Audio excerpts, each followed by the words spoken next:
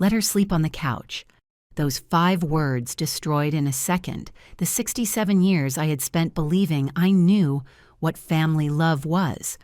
And the worst of all was that the woman of my own son had said them, assigning the rooms of the house that I had paid for as if I were a little homeless dog. But wait, because what happened after hearing that phrase changed not only my life, but the life of my whole family forever. And when you know the revenge that I prepared in silence, you are going to understand why you must never ever underestimate a grandmother who has nothing left to lose. If you want to know how a 67-year-old woman became the nightmare of her manipulative daughter-in-law, subscribe now because this story is going to give you goosebumps. My name is Martha. I am 67 years old, and this story I'm going to tell you happened 3 months ago at a vacation house in Florida that I rented for $3,500. Money that came out of my savings from the pension that I save religiously since I became a widow, dreaming of moments like this. A perfect week with my son Robert, my daughter-in-law Jessica, and my 2 grandchildren. What I did not know is that for Jessica, I was not the grandmother who deserved respect. I was just the wallet that paid for everything. I was there hiding behind the kitchen door like a thief in my own reservation, listening to how Jessica explained to her mother on the phone the distribution of the rooms, mom and the master dad in the second, the kids in the back, and she sleeps on the couch. She did not even have the respect to say my name. My heart wanted to come out of my chest. I felt how the strength went out of my legs, and I had to hold onto the door frame so I would not collapse right there. Me, the woman who had worked double shifts at the factory to pay for Robert's studies, the one who sold even my gold earrings to help him start his business. Was I going to sleep on the couch of the house that I was paying for?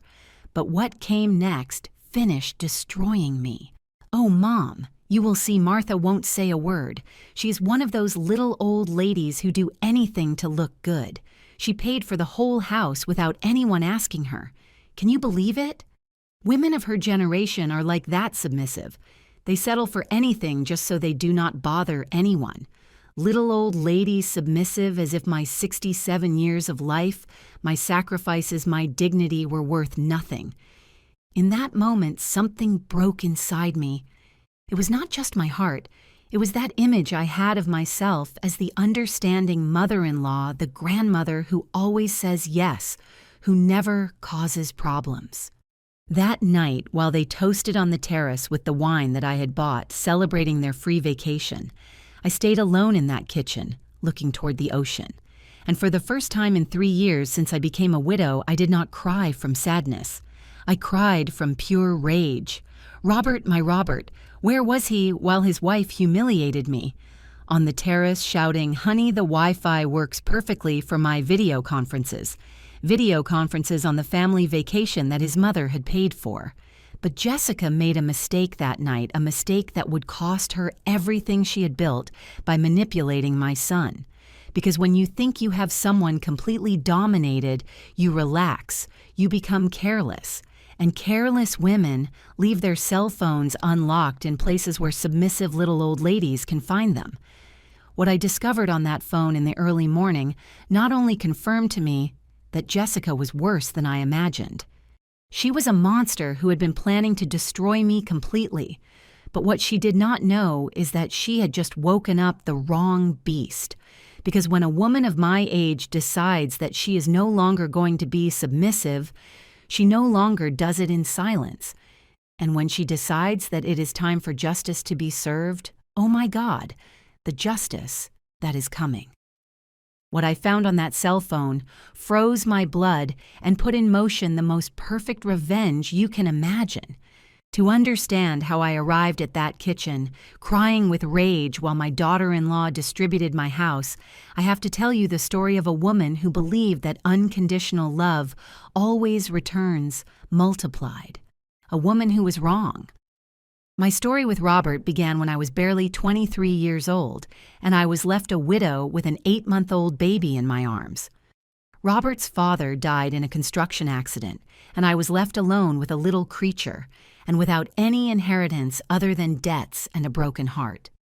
Do you know what it is to get up every day at 4 in the morning to get to the textile factory, work 8 hours sewing school uniforms, and then run to Mrs. Carmen's house to pick up your son and take him to your second job, cleaning offices until 10 at night? That is what I did for 18 years straight. Robert was my world, my reason for existing. Every dollar I earned had his name written on it. When he turned 5 years old and told me, "Mommy, I want to be an engineer like Peter's dad," I promised him that he would be, even if I had to work until I died, and I kept that promise. I sold his father's wedding ring to pay for his private high school.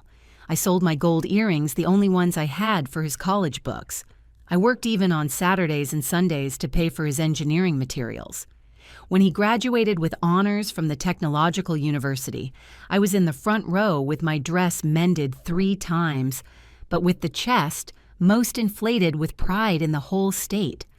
Robert was a good son, hardworking, respectful, affectionate. After graduating, he got a job at a construction company, and 2 years later he came home with bright eyes telling me, "Mom, I want to start my own company. I have a partner, we have the projects, we just need initial capital." Initial capital, I had exactly $1,200 saved after 20 years of work. I gave it all to him without asking, without conditions, because that is how families are made. When a son has a dream, the mother makes it possible. Robert's company grew. In 5 years, he already had contracts for over $500,000 a year. He bought his house, his truck, he started dressing elegantly, and I stayed in my same little 2-room house, but happy because my sacrifice had been worth it. Until Jessica arrived. I met her one Sunday after church. Robert introduced her to me in the atrium of the church, nervous, pretty well dressed. "Mom, I want you to meet Jessica. She is an administrator, she works at a bank." You could tell he was in love. His eyes shone in a way I had not seen since he was a child. Jessica was kind to me from the first day, perhaps, too kind always, with perfect smiles, always saying the right words. Mrs. Martha. How lucky Robert is to have such a hard-working mother. Mrs. Martha, one can notice all the love you put into raising him. Mrs. Martha, Robert tells me that you made many sacrifices for him. At first, I thought it was politeness. Later, I understood it was strategy. I ignored the first signs because I did not want to see what was happening. Like when Robert started canceling our Sunday lunches because Jessica had family commitments, or when he stopped calling me every day as he had done for 30 years. "It is just that Jessica says that married men need their space," he explained to me as if apologizing. Space. I was not taking space away from him. I just wanted to continue being his mother, but Jessica was smart. Very smart. She never attacked me directly. She never disrespected me to my face. She was more subtle, more poisonous, like when she organized family dinners and forgot to invite me. "Oh, Mrs. Martha, what a shame I forgot to call you. It is just that we are so few people that I did not think about it." But she invited her mother, her sisters, her aunts. I always found out later, when Robert told me what a good time they had had, or when she started changing the decoration of Robert's house. "Jessica has very good taste, Mom. The house looks more modern." My photos with Robert from when he was a child disappeared from the refrigerator. The cushions that I had knitted for him for the sofa were replaced by more elegant ones. Little by little, my presence was being erased from the house of my own son.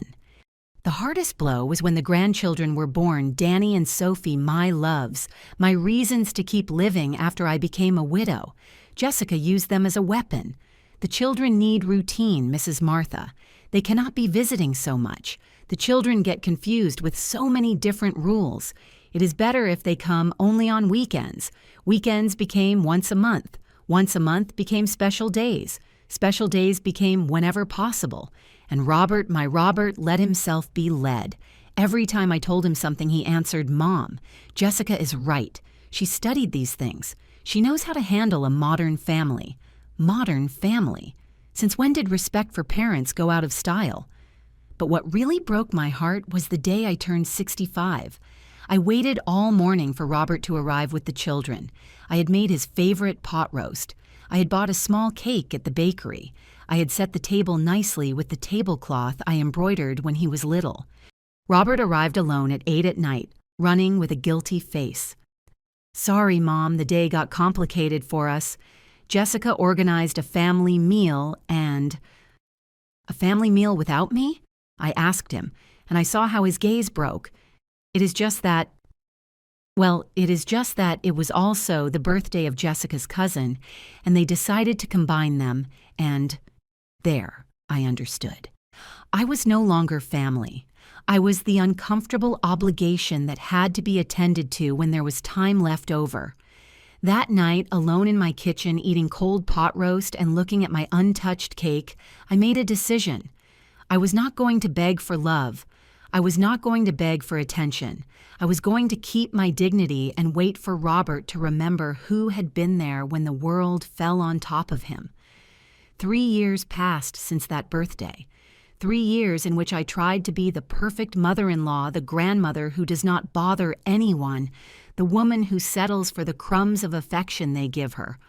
Until that invitation to Florida arrived that I thought was the golden opportunity to get my family back. How foolish I was. But that night, hiding behind the door, listening to Jessica call me a submissive little old lady, I understood something that changed me forever. I had not lost an ungrateful son. I had raised a good man who was being manipulated by a calculating woman. And if Jessica thought she could keep playing with me as she had done for 5 years, she was about to discover how wrong she was. Because what I found on her cell phone that early morning not only confirmed her intentions to me, it showed me how far she was willing to go to take away the only thing I had left: my home. The call came on a Tuesday afternoon while I was watering my geraniums in the small patio of my house. It was Jessica, and her voice sounded strangely cheerful, almost affectionate. "Mrs. Martha. How are you? Look, I have a wonderful idea and I wanted to consult you. Consult me." That word made me feel important for the first time in years. Jessica never consulted me on anything. She did not even notify me when family plans changed. "Tell me, honey," I replied. And even now, it embarrasses me to admit the excitement that came into my voice. I was thinking that it is already time for the whole family to have a vacation together. The children are growing up so fast, and you look a little tired lately. What do you think if we all go to the beach?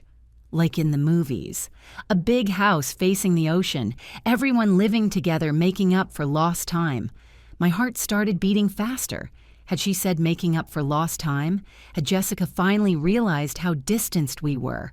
"Oh, honey, that sounds so beautiful," I told her, and my voice cracked a little bit. "It has been so long since we had real family time." "Exactly. That is why I thought of you first. Robert is so busy with work and I with the children that sometimes we forget how important it is to be united, especially now that my mom is so lonely since she became a widow last year." Her mom there.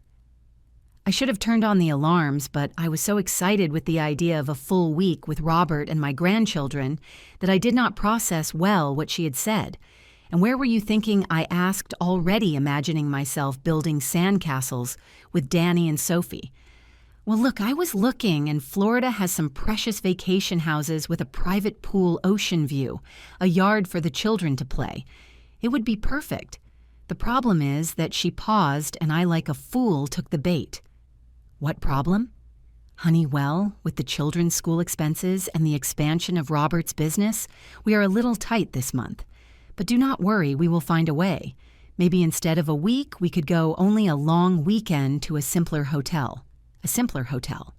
I, who had already dreamed of that house facing the ocean, of waking up, listening to the waves, and seeing my grandchildren run on the beach. "How much would the house you mentioned cost?" I asked, although I already knew where this conversation was going. "Oh, Mrs. Martha, I do not want to worry you with those things. It is like $3,500 for the week, but it is super equipped. It has 5 bedrooms, a full kitchen, a terrace with an ocean view, even cleaning service included. But as I tell you, do not worry. We will find something more economical. $3,500. Exactly what I had saved in my emergency account. The money I had gathered dollar by dollar for 3 years, saving everything I could from my pension just in case. And that was where Jessica demonstrated how smart she was to manipulate. You know what, Mrs. Martha, better leave it like that. I do not want you to feel obligated to anything. Robert and I will find a way to do the vacation later when the economic situation improves. The children will understand. The children will understand.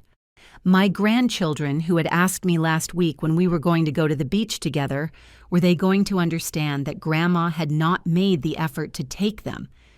No, wait, Jessica, I told her quickly. Let me think about it. But there was nothing to think about anymore.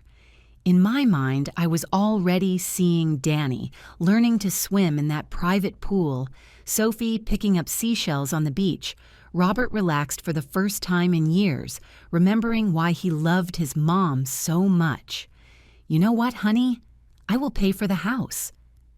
On the other side of the line, there was a silence that lasted barely a second, but now remembering it, it seems eternal to me. A silence in which I am sure that Jessica smiled like a shark that has just smelled blood. Seriously, Mrs. Martha. Oh, no, I cannot let you do that. It is a lot of money. Honey, that is what I work for so that my family is well. Besides, it has been years since I gave myself a treat like this.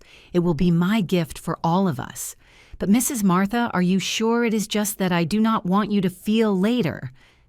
I am very sure. I interrupted her. In fact, it makes me excited to be able to do it. It has been so long since we organized something like this as a family. Oh, how exciting. The children are going to be so happy.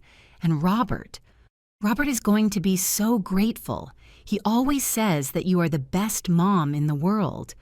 Robert says that my heart swelled with joy.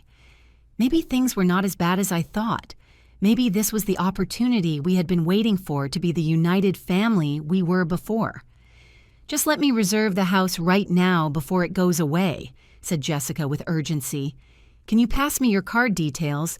I should have said that I would make the reservation myself. I should have asked for more details. I should have paid attention to how quickly she had accepted my offer. But I was so excited, so full of hope after years of feeling excluded, that I gave her all my information without thinking twice. Ready, Mrs. Martha. It is already reserved from the 15th to the 22nd of August.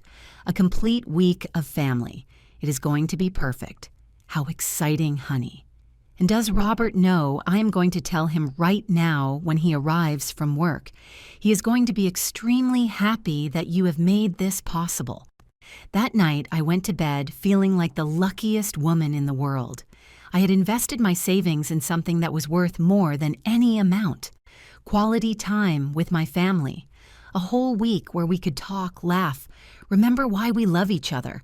I dreamed of breakfasts on the terrace watching the ocean, with Robert telling me how the business was going while we drank coffee, with Jessica and I cooking together for the whole family, with my grandchildren running towards me shouting "Grandma" on that perfect beach. How naive I was, because what I did not know is that Jessica already had everything planned. She already knew exactly how that week was going to be, who was going to sleep, where, and what my place was going to be in her vacation house. What I also did not know is that that call on Tuesday had not been a coincidence, and that what Jessica had prepared for me was much worse than sleeping on a couch. The flight to Florida was the last time I felt truly happy on that vacation. Danny and Sophie were super excited, asking me every 5 minutes if we had arrived yet, if the pool was very big, if we were going to see turtles in the ocean. Robert looked relaxed for the first time in months, and even Jessica seemed in a good mood. Mrs. Martha, how smart it was to choose this house, she told me while the plane descended. The children are going to have precious memories of this vacation. I smiled with a full heart. Finally, I had done something right. Finally, I had managed to give something valuable to my family. But from the moment we arrived at the house, something felt strange. The house was beautiful. I am not going to deny it, exactly as Jessica had described it, white modern, with a huge terrace that looked directly at the turquoise sea, a garden with palm trees, and a pool that shone under the Caribbean sun. It was the paradise I had imagined in my dreams. The problem was not the house. The problem was how Jessica acted from the second she set foot in the entrance.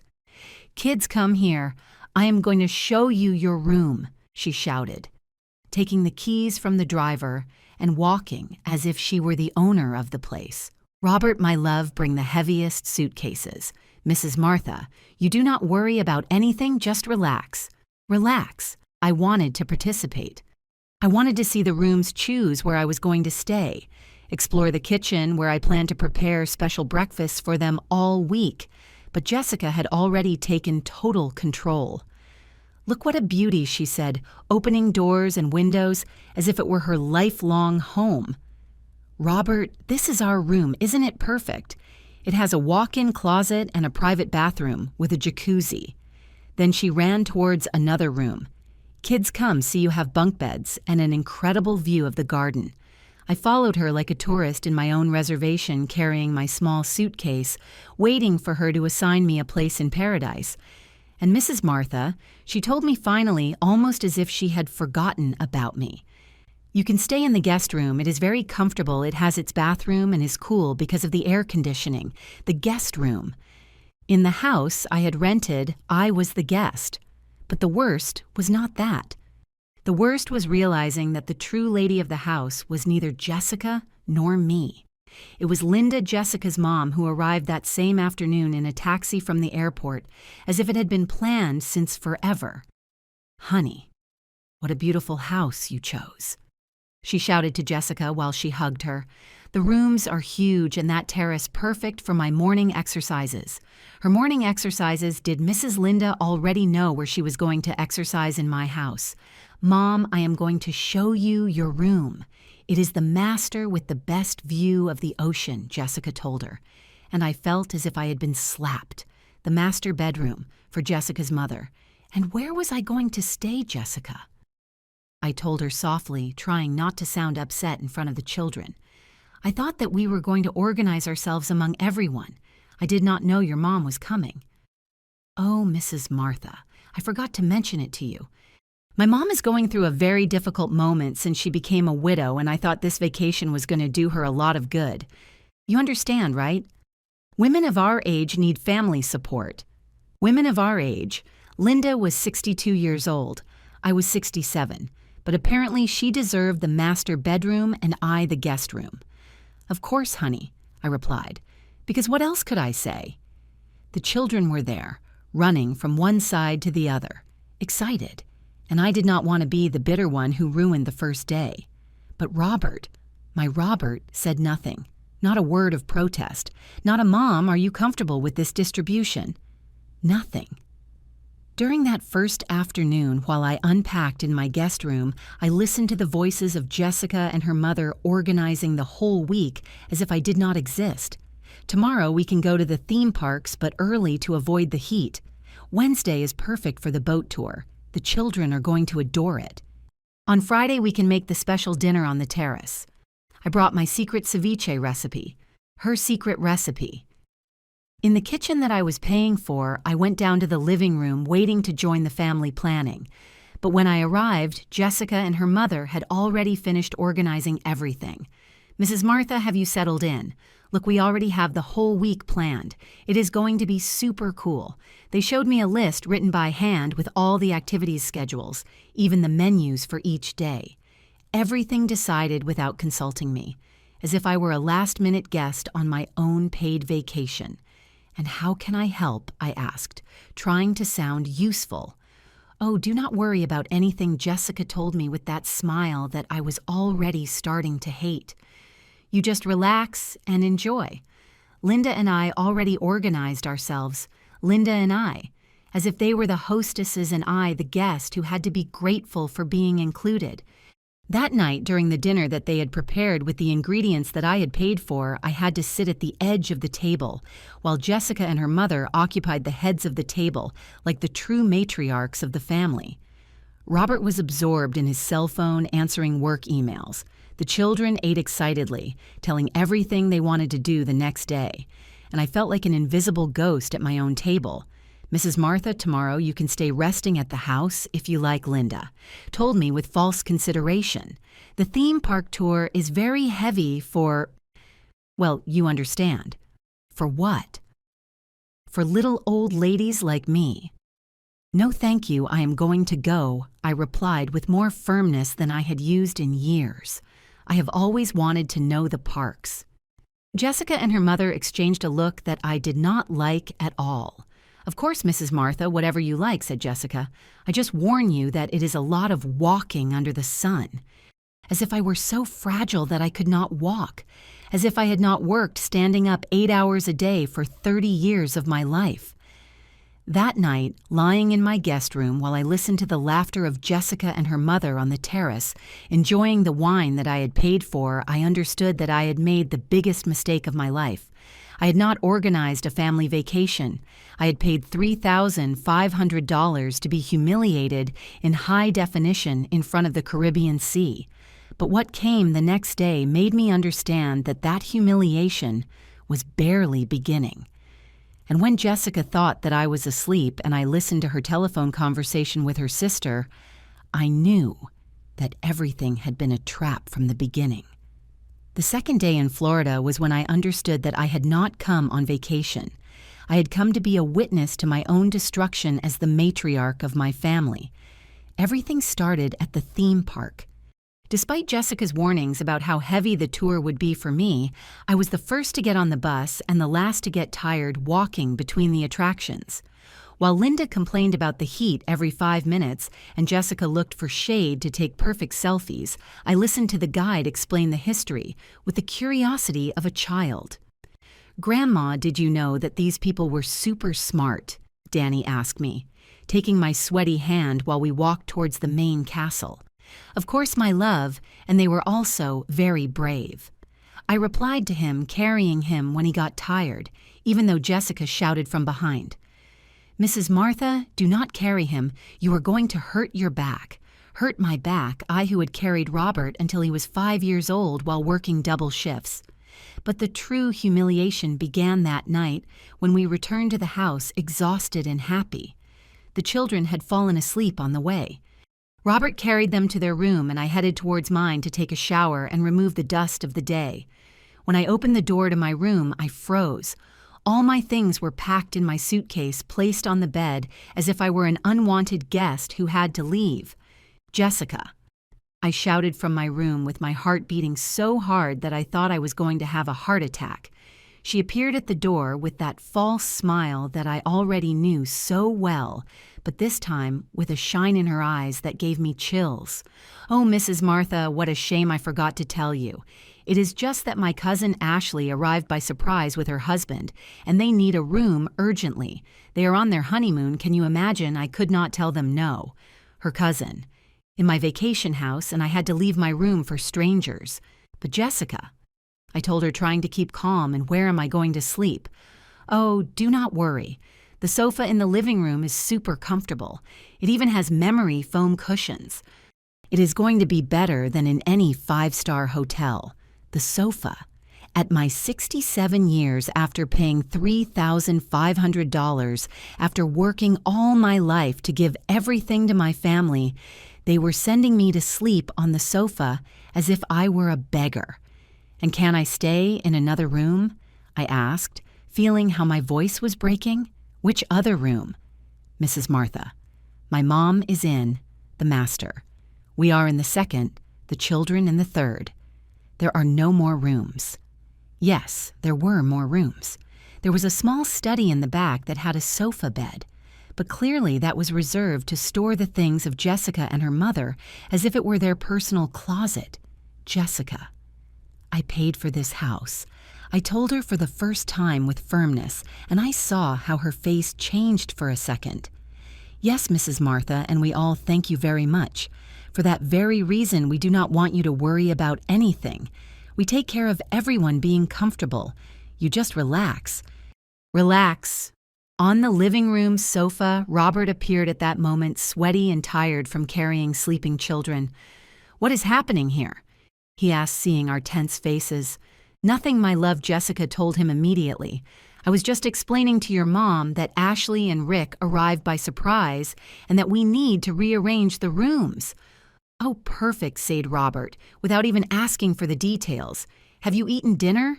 "I am starving." Perfect. Did it seem perfect to him that his mother slept on the sofa while strangers occupied her room? That night was the longest of my life. I lay down on that sofa with my cotton nightgown covering myself with a thin blanket that Jessica had found in the cleaning closet, listening to the laughter of my whole family, enjoying their rooms in the house that I had paid for. I listened to the children talking excitedly in their room about everything they had seen that day. I listened to Robert and Jessica speaking in a low voice in their room with air conditioning. I listened to Linda moving in the master bedroom that should have been mine. And I was there on the living room sofa feeling how every spring dug into my back, asking myself how I had come to be such a little thing in my own family. But what really destroyed me happened at 2 a.m. Jessica went down to the kitchen to drink water and did not realize that I was awake. She spoke on the phone in a low voice, but in that house everything was heard. "Karen, you do not know how easy it was," she was telling her sister with a laugh that froze my blood.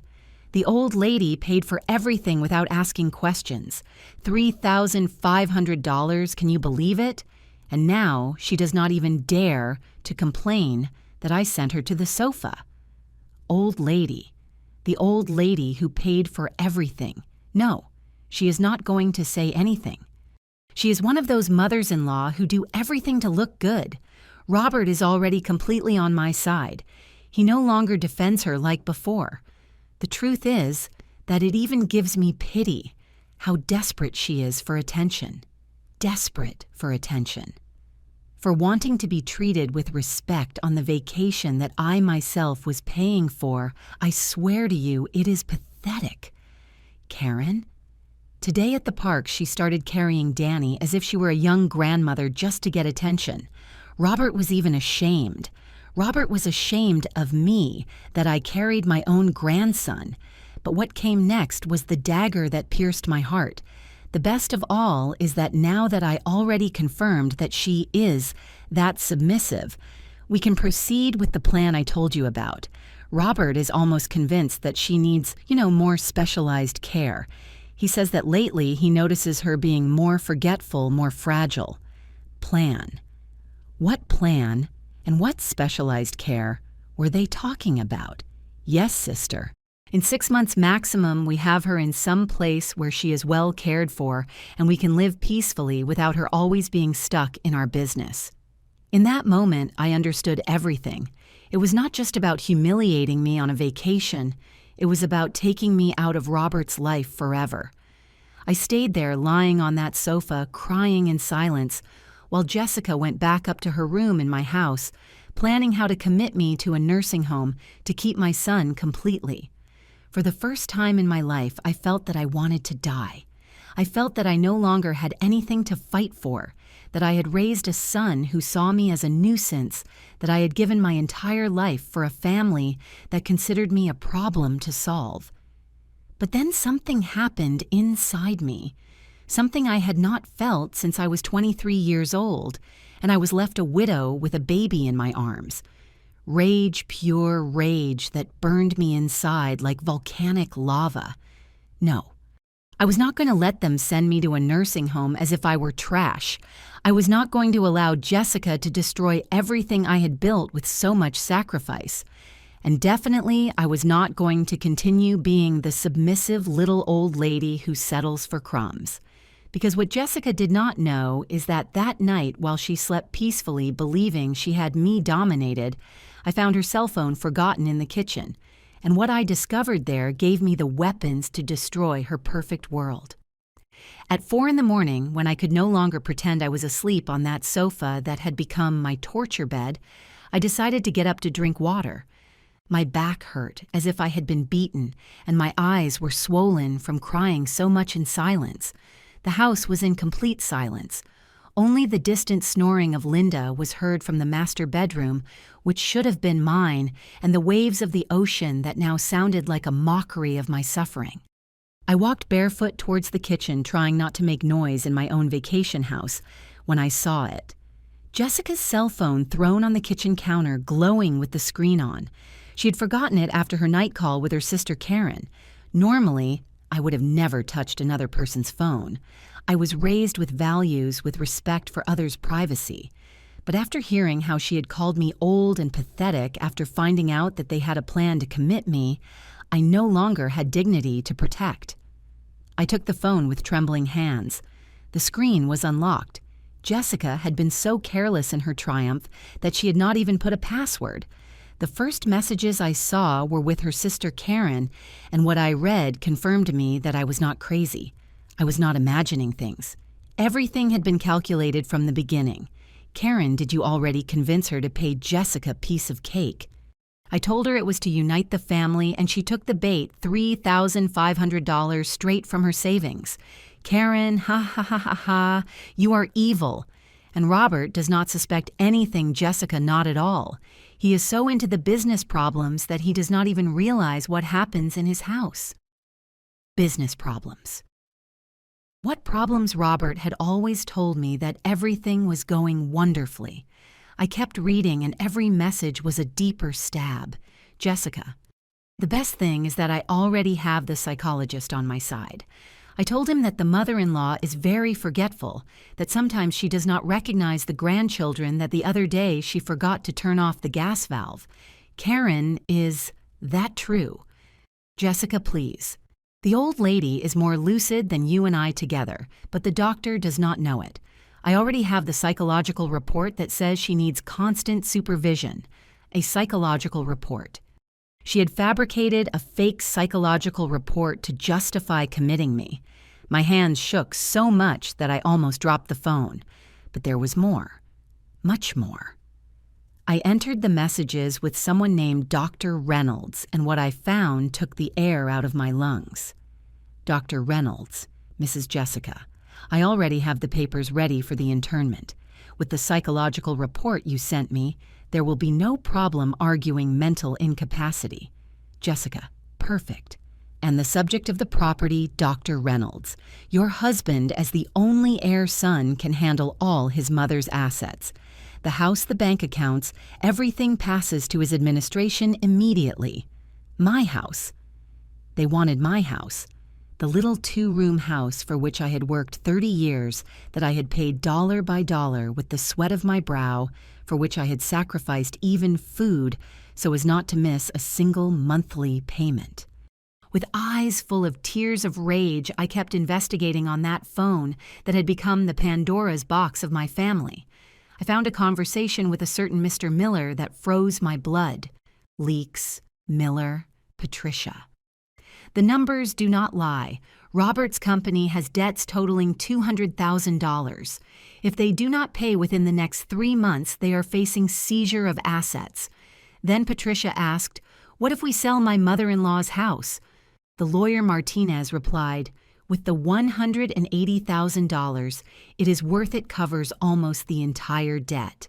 But you need her to sign voluntarily or for Robert to have legal power of attorney over her assets. $200,000 in debt. Robert was in financial ruin, and I did not even know it. Patricia did not just want to take my home out of pure malice. She needed me out of the way to save her own lifestyle with my sacrifice. But what I found next showed me just how deep this woman's betrayal went. Photos. Hundreds of photos in a hidden folder. Photos of Patricia with a man who was definitely not Robert, kissing, hugging in elegant restaurants and hotels, in situations that left no room for doubt. And the messages with that man saved under the contact name Work Insurance. One message read, "Love, we have almost everything ready. As soon as we commit the old lady and sell her house, Robert can declare bankruptcy. We lose the company, but we save the cash." Patricia replied, "And then The man answered, "Work, insurance." "Then I divorce my wife, you divorce Robert, and we go live in Costa Rica with the clean money." It could not be real. It could not be that my daughter-in-law was planning not only to steal my house and put me in a nursing home, but also to destroy Robert financially and emotionally, just to run off with her lover. I stood there in that kitchen at 5 in the morning, reading message after message that destroyed every illusion I had about my family. Patricia was not just manipulative. She was a professional con artist who had seen Robert and me as the perfect victims. But there was something else. Something that gave me the first spark of hope in days. A message from barely 2 hours ago sent when Patricia thought I was asleep on the sofa. Patricia, to Carmen. Tomorrow night, the old bat is going to sign the papers. I am going to tell her they are documents for her health insurance, but in reality, they are the power of attorney forms we need. Tomorrow. I had less than 24 hours before they made me sign my own civil death warrant. In that moment, standing in that kitchen with my enemy's phone in my hands, I made the most important decision of my 67 years of life. I was no longer going to be the victim. Silently, I took photos of every message, every conversation, every compromising image. My old cell phone took an eternity to save each screenshot, but I did not care. I documented everything. Every betrayal, every lie, every piece of evidence that Patricia was not who she pretended to be. When I finished, I put her phone back exactly where I had found it and returned to my sofa. But I was no longer the same woman who had laid down there crying 3 hours earlier. Now I was a woman with information, a woman with evidence, a woman who knew exactly what she was fighting against. Patricia had made the biggest mistake of her life, underestimating a tough woman who had raised a son alone, who had worked double shifts for 30 years, and who had survived everything life had thrown at her. That early morning, while she slept peacefully, believing she had everything under control, I began to plan the most perfect revenge imaginable. Because if Patricia wanted to play dirty, she was about to discover she had chosen the wrong opponent, and that this submissive little old lady had cards up her sleeve she could never have imagined. The sunrise of the third day in the Florida Keys found me completely changed.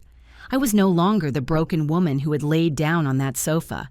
I was a woman with a mission to protect what I had built in 67 years of life, and to teach Patricia that she had picked the wrong victim. While the rest of the house slept, I was already awake, mentally organizing every piece of information I had discovered. The photos of the lover Robert's secret debts, the plan to commit me the forced sale of my house. Everything was connected like a macabre puzzle, and I was the only one who had the full picture. The first thing I did was act normal.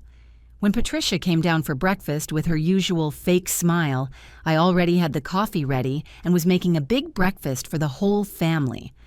"Oh, Mrs. Hope, good morning. Did you sleep well on the sofa?"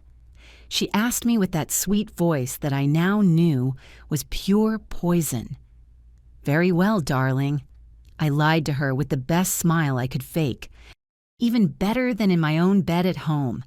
This ocean air relaxes me so much." I saw her shoulders relax.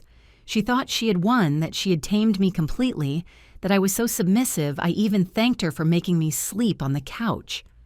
How wrong she was, during breakfast while Robert checked his work emails with a worried look and the kids planned their day at the beach. I watched Patricia like a hawk studies its prey before attacking. Every gesture, every word, every look she exchanged with her mother, Mary Ellen. "Robert, honey," Patricia said as she poured him more coffee, "don't you think your mom looks a little tired lately?" There it was, the first move in her plan to make me appear mentally fragile. "Mom," Robert looked at me with attention for the first time in days. "Are you feeling okay? I noticed you were a little quiet last night." "I am perfect, son," I replied firmly.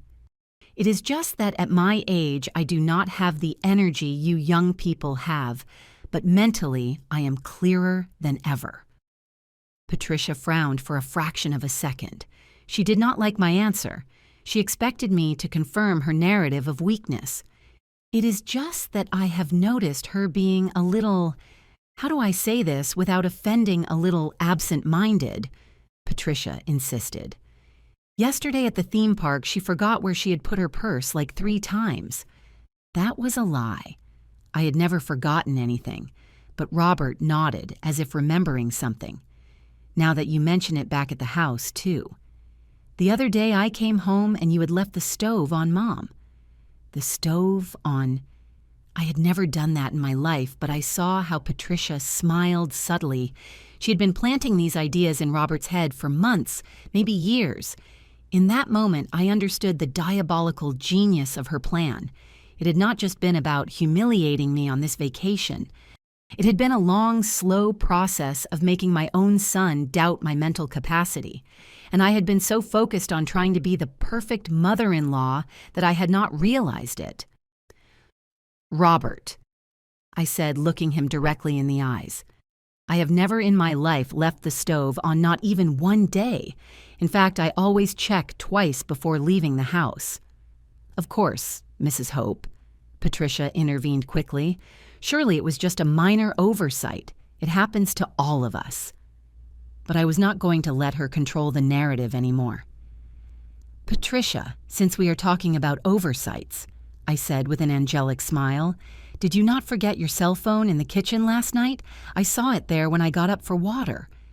She turned pale, completely pale. My phone. Yes, right there on the counter. Good thing I put it in the drawer so it would not fall. Wouldn't want anyone to see it lying around.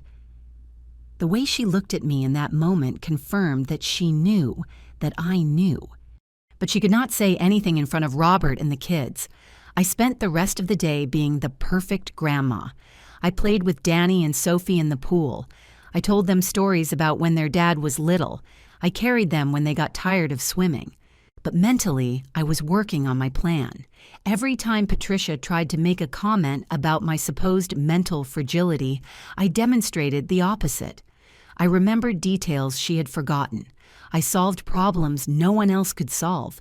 I even helped Robert with some calculations for his work that he had on his phone.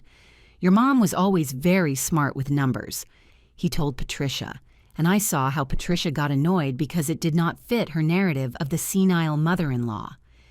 In the afternoon, when Patricia went for a walk on the beach, which I knew was to talk to her lover without being heard, I took the opportunity to approach Robert.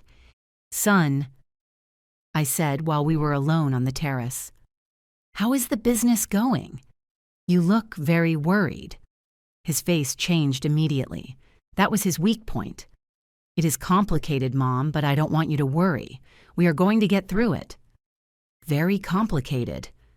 I insisted with the most loving voice I could muster. They are just temporary cash flow problems, nothing that can't be solved. Cash flow $200,000 of debt was not a cash flow problem. And is Patricia helping you? She went to business school, didn't she? Yes, she supports me a lot. In fact, it was her idea that we shouldn't tell you anything so you wouldn't worry. Patricia's idea, of course. Keep me in the dark to execute her plan without interference. That night, after everyone went to sleep and I was left again on my torture sofa, I started phase 2 of my operation. I took out my old cell phone and started researching on the internet. Everything I had seen on Patricia's phone. I looked up the Dr. Ruiz, who had made the fake psychological report. I searched for the lawyer Martinez, who was handling Robert's fraudulent bankruptcy. With the slow Wi-Fi connection in the rental house, it took me hours, but I found valuable information. Dr. Ruiz had been sanctioned twice for falsifying medical reports. Attorney Martinez was known for helping his clients hide assets before declaring bankruptcy. Patricia had not just chosen me as a victim. She had assembled an entire network of professional accomplices to execute her scam. But the most important thing I did that night was call my neighbor Doris. Doris, it is Hope. I am sorry to call you so late. Hope, how is the vacation? Have you relaxed a little bit? Doris, I need you to do me a very important favor and do not tell anyone we spoke. I explained everything to her, every detail of what I had discovered, every piece of evidence I had photographed. Doris had been my friend for 20 years. I knew I could trust her. "Hope, are you sure about all this?" "I have the proof, Doris. Photos of everything. But I need you to go to my house tomorrow morning and check if there's anything strange, anything Patricia or Robert might have changed."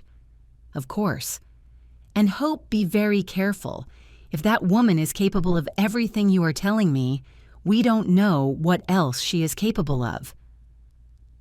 When I hung up the phone, I stayed there in the darkness of the living room, feeling for the first time in days that I was not completely alone. I had an ally. I had information. I had evidence. And for the first time since I arrived in Florida, I smiled for real.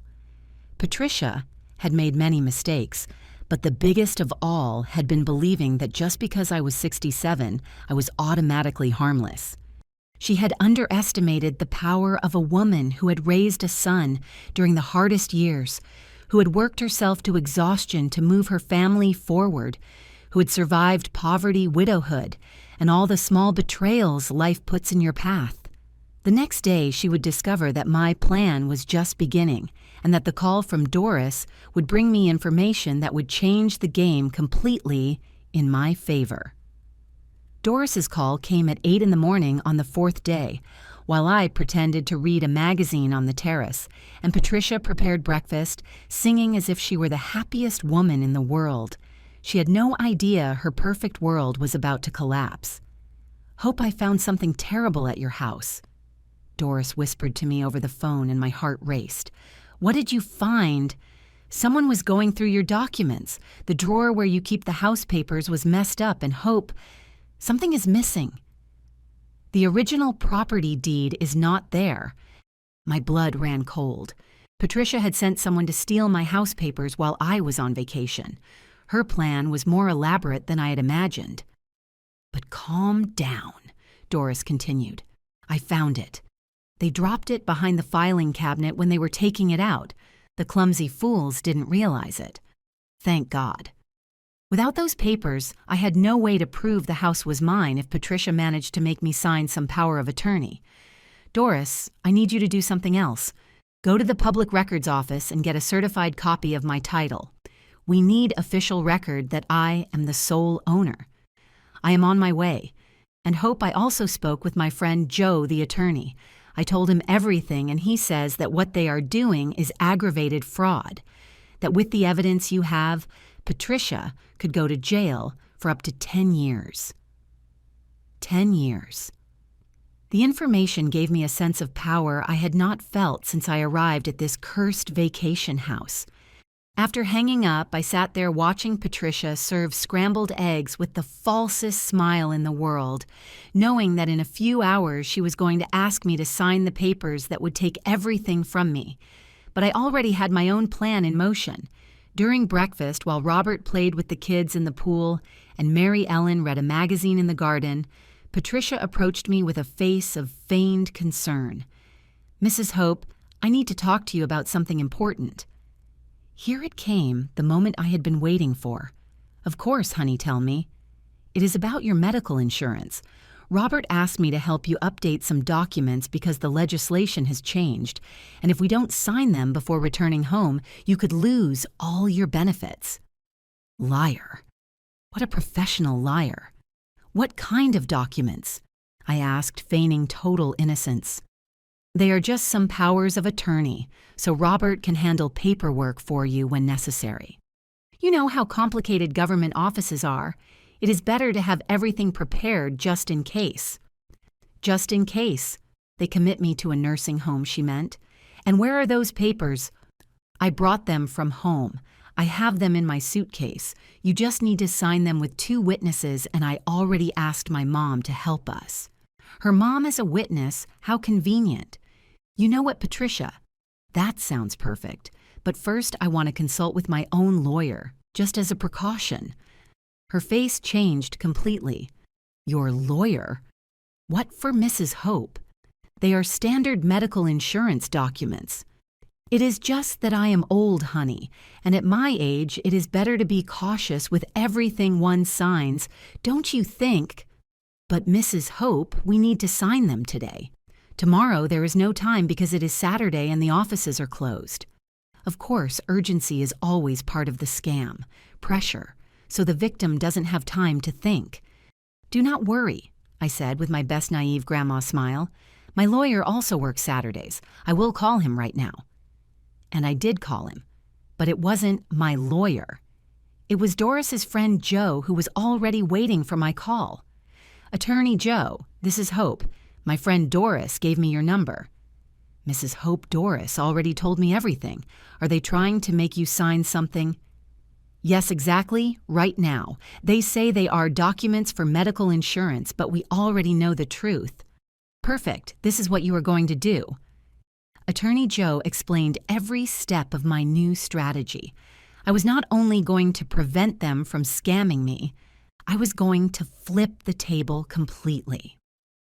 That afternoon, while Patricia paced around the house nervously because I hadn't signed her papers, I made my master move.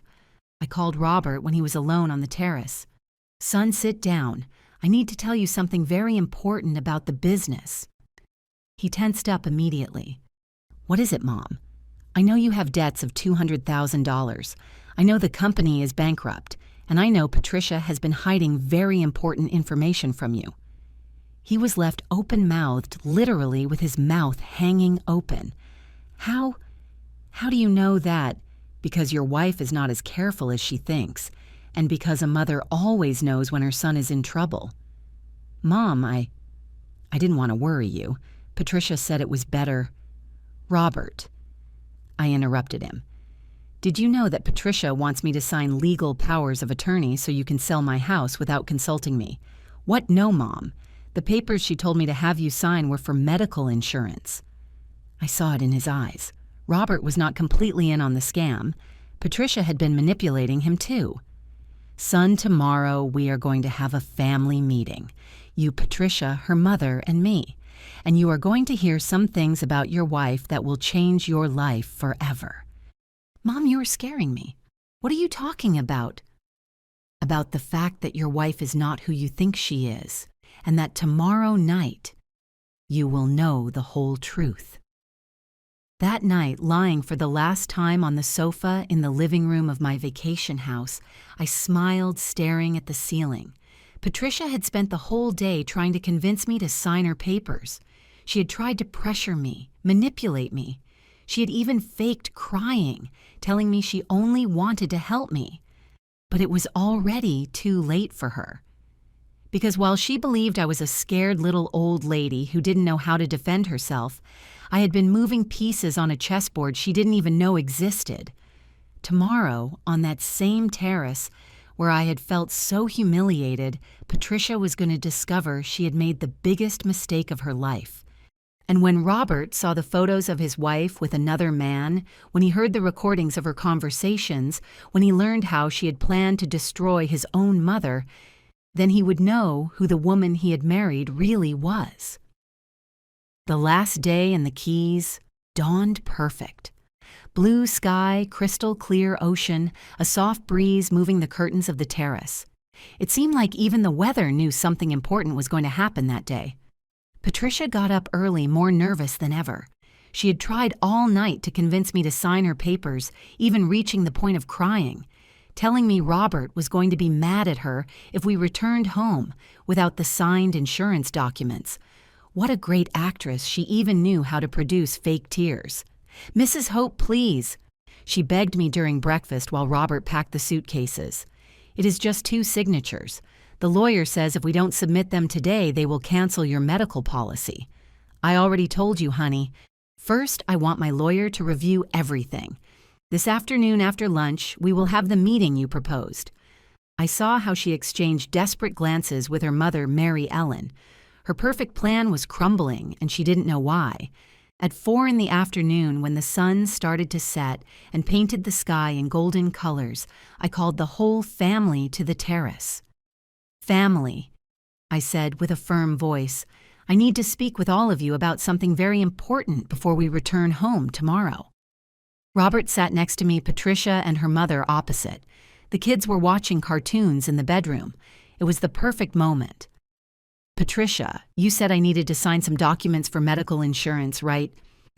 Yes, Mrs. Hope, so you don't lose your benefits. And you said they were standard documents, that there was no harm in signing them. Exactly. I pulled out a folder I had prepared during the morning, a folder with all the proof I had compiled. Then it won't bother you if I read exactly what these papers say, right? She went pale but nodded because she had no other choice. These are not medical insurance documents, Patricia. They are full powers of attorney that would give Robert total control over my house, my bank accounts, and would allow him to commit me to any institution he considers necessary. Robert jumped in his chair. What, Patricia? What is my mom talking about? Robert, calm down, said Patricia with a trembling voice. There must be a confusion. There is no confusion, I interrupted her and pulled out the first photo from the folder. This is a photo of the messages on your cell phone where you tell your sister Carmen that I am a submissive old lady who paid for the vacation without asking questions. Robert took the photo and looked at it. The color drained from his face. What is this, Patricia? Patricia tried to snatch the photo from him, but I had already pulled out the second one. This is another photo where you speak with Dr. Ruiz about a fake psychological report to justify that I need constant medical supervision. Robert, your mom broke into my phone. It is a violation of privacy. Patricia screamed, but she already sounded desperate. Is this true, Patricia? Robert's voice was broken. Did you make a fake medical report on my mom? For your own good, for our own good. Your mom needs special care, and you are too busy to notice. Here is the third photo, I continued relentlessly. Your messages with Attorney Martinez about the $200,000 debts of Robert's company and how you plan to sell my house to pay them. Robert stood up as if he had been struck by lightning. $200,000. Patricia, you told me it was just $50,000. Robert, calm down. We are going to solve it. No, my son shouted for the first time in years. Don't tell me to calm down. You've been lying to me about everything. But I hadn't finished yet. I pulled out the most devastating photos. And these, Robert, are the photos of your wife with her lover in luxury restaurants and hotels while you work double shifts trying to save the business. The silence that followed was deafening. Robert took the photos with trembling hands. Photo after photo of Patricia kissing another man, hugging another man in situations that left no room for doubt. Who is he? Robert asked with a voice I had never heard from him, a broken, empty voice. Patricia was crying, but they were no longer tears of manipulation.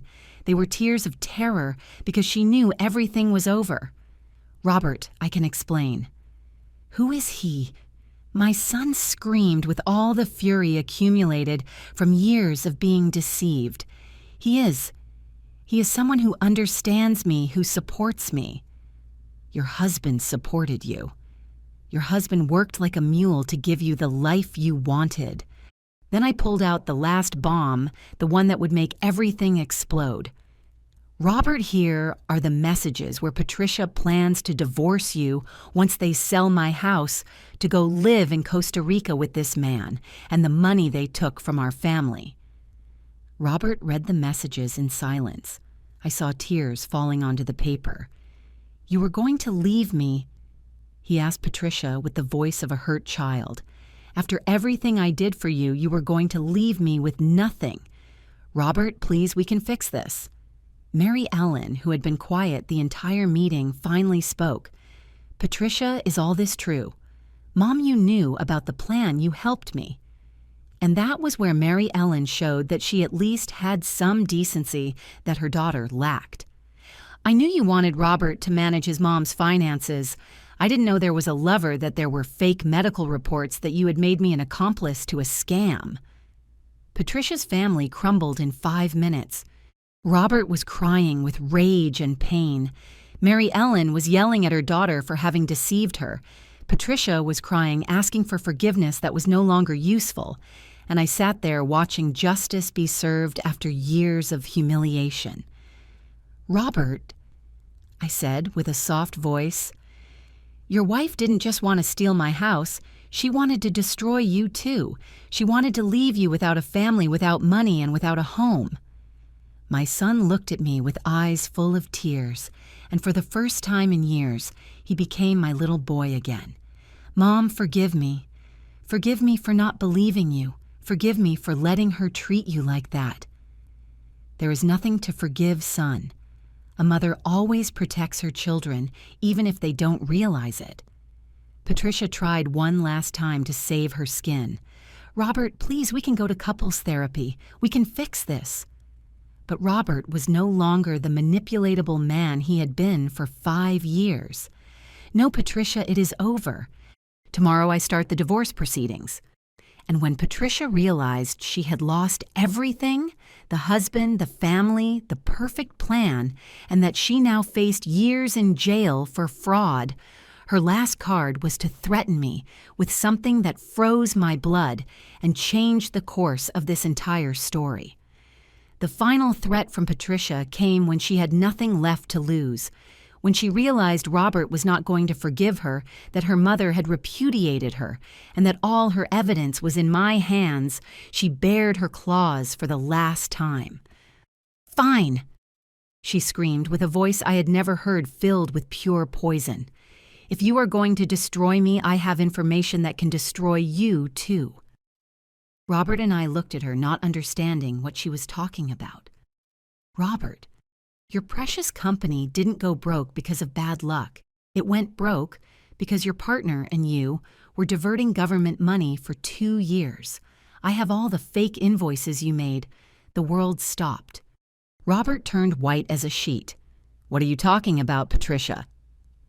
She spoke of the government contracts they inflated, the projects they billed without finishing, the materials they never bought but reported as expenses. Robert collapsed into the chair. I saw in his eyes that it was true. "Mom," he told me with a broken voice, I didn't know it was illegal. My partner told me everyone did it, that it was the only way to be competitive." Patricia smiled with pure malice. "Hope if you report me for fraud, I will report Robert for corruption. Your perfect son is going to go to jail for 10 years. In that moment, I understood the endgame. Patricia had been collecting incriminating information on Robert from the beginning, not out of love, but as life insurance for when this moment arrived. But she didn't know the woman she was messing with. "Patricia," I told her, with a calm that surprised even me, "you are right. Robert made serious mistakes. And do you know what we are going to do about it?" "What?" she asked, thinking she had won. "We are going to confess everything tomorrow. Robert is going to return every last penny that doesn't belong to him. He is going to pay the fines. He is going to accept the consequences of his actions, and he is going to rebuild his life honestly." Robert looked at me in astonishment. "Mom, because that is how my mother raised me, and that is how I raised you. Mistakes are confessed, repaired, and learned from. But never ever do they become chains for others to manipulate us." Patricia could not believe what she was hearing. "But you are going to go to jail. You are going to lose everything." "I prefer my son poor and honest than rich and corrupt, and I prefer him to pay for his mistakes with dignity than to live his whole life blackmailed by you." In that moment, Robert stood up, walked over to me, and hugged me like he hadn't hugged me since he was a child. "You are right, Mom. We are going to fix everything, no matter the consequences." Patricia had lost her last card. Her blackmail didn't work because she didn't understand that for a real family, honesty is worth more than money. 3 months later, I am here telling you this story from my renovated little house. Robert kept his word, confessed, everything returned, the money paid the fines, and spent 6 months in prison. But when he came out truly free, without debts, without lies, without pending blackmail. Patricia faced charges for fraud, falsification of documents, and attempted theft. She is serving 5 years in prison. Her lover abandoned her as soon as he found out she no longer had money to steal. Mary Ellen asked for my forgiveness, weeping. She didn't know the magnitude of what her daughter was planning. Now she comes to visit me on Sundays, and we drink coffee while we chat about our grandkids. Robert got divorced, sold everything that was left of the company, and now works as an engineer at an honest construction firm. He earns less money, but he sleeps peacefully every night. My grandkids come to stay with me on the weekends. Danny already knows how to make coffee the old-fashioned way like my grandmother taught me, and Sophie is learning to embroider while she tells me about school. But the most important thing I obtained from all this was not justice. It was something I had lost without realizing it for years, my dignity. I learned that true love is not begged for, that respect is not negotiated, that at 67 or at any age, a woman has the right to be treated like what she is, a valuable human being, not a nuisance to tolerate. I learned that being good does not mean being submissive, that being loving does not mean accepting mistreatment, that being a grandmother does not mean becoming invisible. For years, I believed my job as a mother had finished when Robert got married. Now I know that my job as a woman never ends, that I have the right to take up space, to have opinions, to be heard, to be respected. Not all women of my generation had the opportunities that young women have today, but that does not mean we have to settle for scraps of affection or crumbs of respect. If there is something I want you to take from my story, it is this. It is never too late to defend yourself. It is never too late to set boundaries. It is never too late to say enough. And if you ever find yourself in a similar situation, remember the family that makes you feel small is not family. True family embraces you when you fall. They don't push you so you fall harder. Now, when I wake up every morning in my little house, water my geraniums, make my coffee, and see the sun rise over my garden, I know that this is my life. A life I built with work that I defended with courage, and that I am going to live with dignity until the last day. Because a woman who has lived 67 years, who raised a son alone, who worked until exhaustion for her family, and who survived all the betrayals life put in front of her, deserves to live her golden years in peace with respect and surrounded only by true love. If this story touched your heart, if it made you reflect on the respect our elders deserve, or if you know someone who needs to hear this message, leave me a comment telling me where you are following us from. Like if you believe all grandmothers in the world deserve to be treated with dignity, and subscribe to keep sharing real stories that teach us, it is never too late to fight back, because at the end of the day, the sweetest revenge is not destroying the one who hurts you. It is living so well that they regret ever underestimating you.